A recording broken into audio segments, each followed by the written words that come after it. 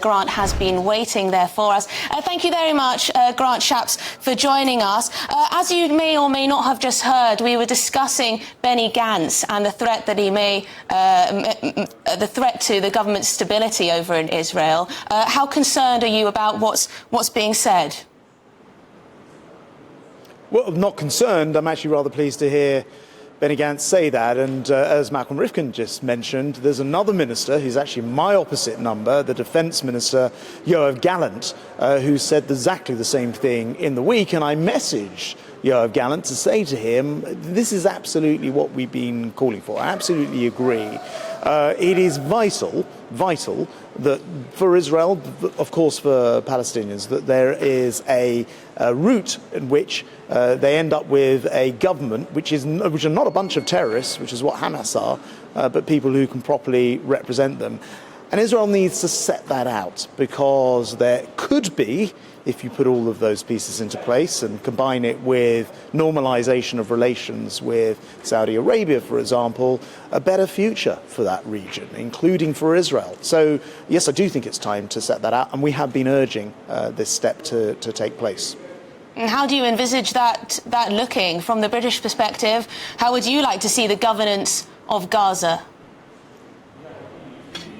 Well, look, we help in, for example, the West Bank. In fact, I visited Ramallah and I've met with the Palestinian Authority there. Now, a lot of people say they're not perfect. They certainly are not. They can be weak at times and lacking in their leadership. But actually, again, as Malcolm Rifkin said, it's either got to be them or someone like them, but with support to make sure that they have the administrative ability to run Gaza afterwards and run it for the for the people of Gaza without having to resort to terrorists building a network of tunnels in order to divert whatever aid is taken. And this is what's been happening. You know, for years now, the aid which has been pumped into Gaza by a lot of different countries has been being stolen by Hamas and put into tunnels underground and turned into weapons and used against the interests of people actually living in Gaza. We can't have that situation again. We do need this international plan. We can't do that without Israel. I think this is positive that members of the Israeli War Cabinet are thinking about what happens on the day after and trying to urge action to be taken. And Grant, you will have noticed that there have been growing calls for some kind of Gaza refugee scheme, some kind of family resettlement scheme for those caught up in the conflict in Gaza. Is that something that you would support? What is the government's position on that? Well, broadly speaking, we think that, you know, there's a lot of different, remember the location of Gaza, there are a lot of Arab states around it, and actually we want people to be able to stay in Gaza. So we support solutions which, for example, bring the aid direct to people. And you will have seen just this weekend, the United Kingdom's played a big part in providing aid for the first time through a pier which has been driven into the beach on Gaza, and the UK has not only provided some of that aid but also the logistics in Cyprus and also the command and control ship, which is RFA Cardigan Bay in the Mediterranean, to make that happen. You don't foresee any type of resettlement scheme for Palestinians in Gaza? You would not expect, we won't expect that?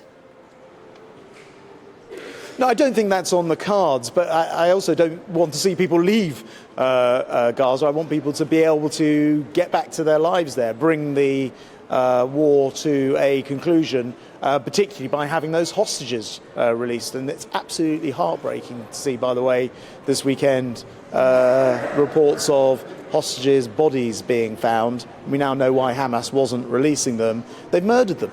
And we've got to, I think, have people believe that there is a future, or build a future for people in Gaza, rather than helping to empty out Gaza, as it were.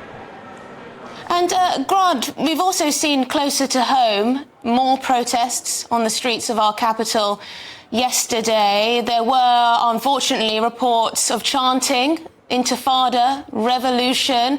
Now, the government has spoken a lot about cracking down on the excesses of these protests, making sure there's no sign of any support for terrorism, that there is no antisemitism. But these protests continue to gather pace in our capital. What's the latest on what's being done to prevent people from feeling, well, unsafe on the streets of London?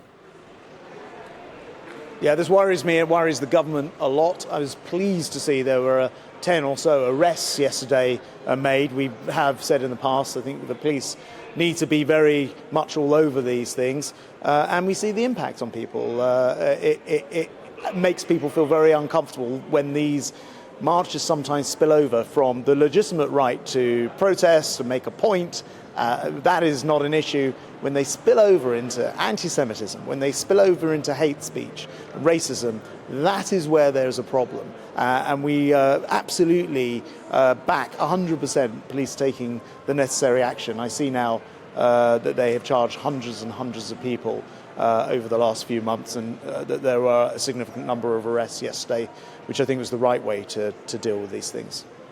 And Grant Shapps, I must ask you about the front page of the Mail on Sunday today. They have an exclusive from a source in the parachute regiment, and they claim that we only have one plane available for the parachute regiment's D-Day parachute jump for the commemorations. Have you spoken to anyone? Do we have any more planes available? Yeah, well, approached about that exact story, and I think it's reflected in the story. I have ordered a review of that. I do think it's incredibly important to remember the past, and if we don't do that, then we essentially commit ourselves to making the same mistakes again in the future. So I have ordered a review of that immediately. It is the case, of course, these aircraft are being used in a more difficult, troubled world, including, for example, on the previous conversation, to drop aid into Gaza. They've been very heavily used for that. So I'll have a look at the resources. Well, Very important. Grant, is it true that we maybe retired some of these aircraft a little too soon, and the replacements simply aren't there? Because we do this stuff so well, don't we? These displays, these commemorations, and it'd be such a shame if we didn't have them.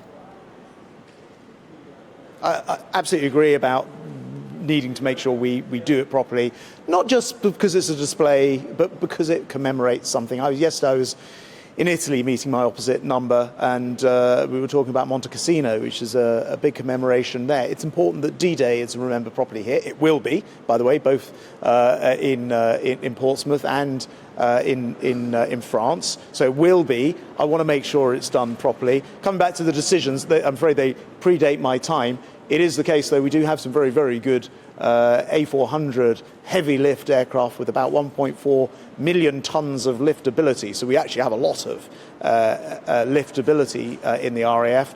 As I say, some of them have been involved in active.